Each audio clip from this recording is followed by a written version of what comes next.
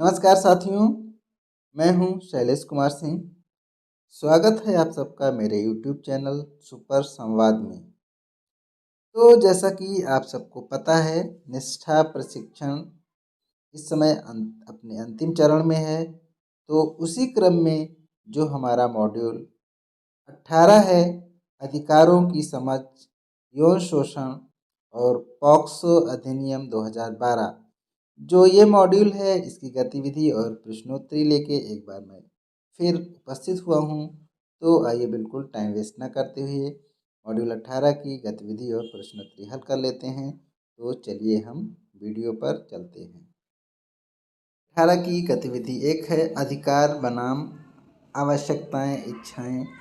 इसका जो पहला प्रश्न है, बच्चों की राय परिपक्वता या अनुभव पर आधारित नहीं है, इसलिए उनके मत को उनके संबंध में नहीं लिया जा सकता। ये गलत है। नेक्स्ट है अच्छा स्वास्थ्य पीने के लिए स्वच्छ पानी, भोजन, एक स्वच्छ और सुरक्षित वातावरण का होना और उन्हें सुरक्षित रहने के लिए जानकारी देना प्रत्येक बच्चे का अधिकार है। ये सही है। नेक्स्ट है सभी अधिकार किसी ज़रूरत या चाह से संबंधित नहीं हैं। ये गलत है। नेक्स्ट है विकास के अधिकार में शामिल है विश्राम का अधिकार, मनोरंजन और संस्कृति का अधिकार। और जब हम एक बच्चे को साइकिल प्रदान करते हैं तो हम उस अधिकार का पूरा कर रहे हैं। ये सही है।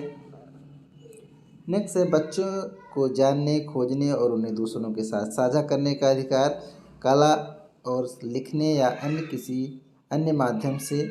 ये सही है। तो हमने 5 क्वेश्चंस अटेम्प्ट किए, हमारे 5 स्कोर भी मिल गए हैं, 5 में से 5। अब इसके बाद जो हमारी अगली गतिविधि है, गतिविधि नंबर 3, आप समझ को जांचें।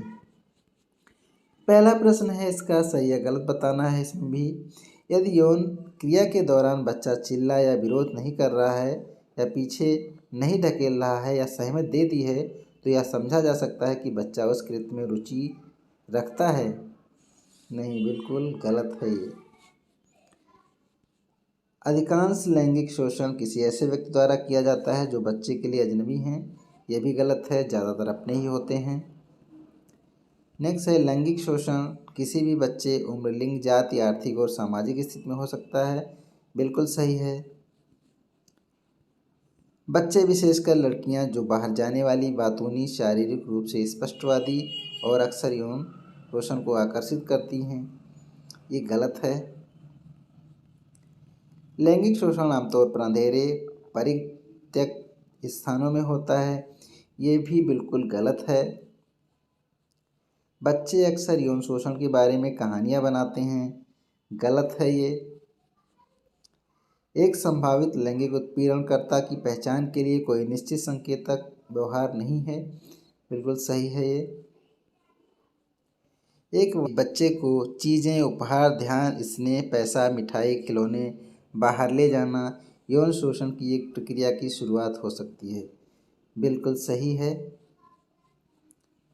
जब कोई बच्चा आपसे लैंगिक शोषण के बारे में बात करता है तो यह महत्वपूर्ण है कि आप सूचना के सत्यापन के लिए कथित शोषणकर्ता से बात करें। नहीं, कोई ज़रूरी नहीं है। गलत है ये। यदि बच्चा दुरुपयोग की रिपोर्ट करने के लिए तैयार है तो हम मदद नहीं कर सकते हैं। गलत है, हम मदद कर सकते हैं। तो देखिए टोटल क्वेश्चन 10, क्वेश्चन आंसर 10 और हमारा स्कोर भी रहा 10। नेक्स्ट अब प्रश्नोत्तरी पे आते हैं। मॉड्यूल 18 की प्रश्नोत्तरी। पहला प्रश्न है, उत्तरजीविता अधिकार में शामिल है भोजन, कपड़ा और आश्रय। नेक्स्ट है, बाल लैंगिक शोषण हो सकता है क्योंकि इसके कारणों का अनुमान नहीं लगाया जा सकता। नेक्स्ट है, बाल लैंगिक शोषण लड़के और लड़कियां दोनों से होता है। नेक्स्ट है, कौन सा अधिनियम बाल शोषण अपराधी को दंडित करने के लिए विशेष कानून है? पॉक्सो अधिनियम 2012। अगर आपको बच्चे के साथ किसी भी लैंगिक अपराध के बारे में पता चलता है तो आप किसे रिपोर्ट करेंगे? तो हम पुलिस या SJPU को रिपोर्ट करेंगे। नेक्स्ट है, कृत्य कब एक गुरुतर अपराध बन जाता है? जो व्यक्ति विश्वास या अधिकार की स्थिति में हो, कृत्य उसके द्वारा किया गया हो तो। नेक्स्ट है, बच्चा कौन है? कोई भी व्यक्ति। बच्चे की जो परिभाषा दी गई है, कोई भी व्यक्ति जो 18 वर्ष या से कम हो, चाहे एक ही दिन कम क्यों ना हो, उसको हम बच्चा ही कहेंगे कानूनी रोक दूर से। तो ये दूसरा ऑप्शन सही है। किसी बच्चे को नग्न चित्र दिखाना ये लैंगिक शोषण में आता है। बाल लैंगिक शोषण की रिपोर्ट की जानी चाहिए जब सभी परिस्थितियों में जैसे ही इसके बारे में पता चले। एक शिक्षक उस बच्चे का समर्थन कैसे कर सकता है जो अपने लैंगिक शोषण के बारे में बात साझा कर रहा है? तो उसका समर्थन करने के लिए सहानुभूति के साथ बच्चे की बात सुने और बात करें। दूसरा ऑप्शन सही है। तो यहाँ पे टोटल क्वेश्चंस 10, क्वेश्चन आंसर 10 और हमारा स्कोर भी रहा 10।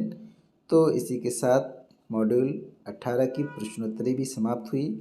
आशा है आप सब लोग इसका लाभ उठा रहे होंगे और आने वाले इस तरह के वीडियो के लिए मेरे द्वारा बनाए जाने वाले इस तरह के वीडियो के लिए आप तक पहुँचे तो आप मेरे यूट्यूब चैनल सुपर संवाद को ज़रूर सब्सक्राइब करें।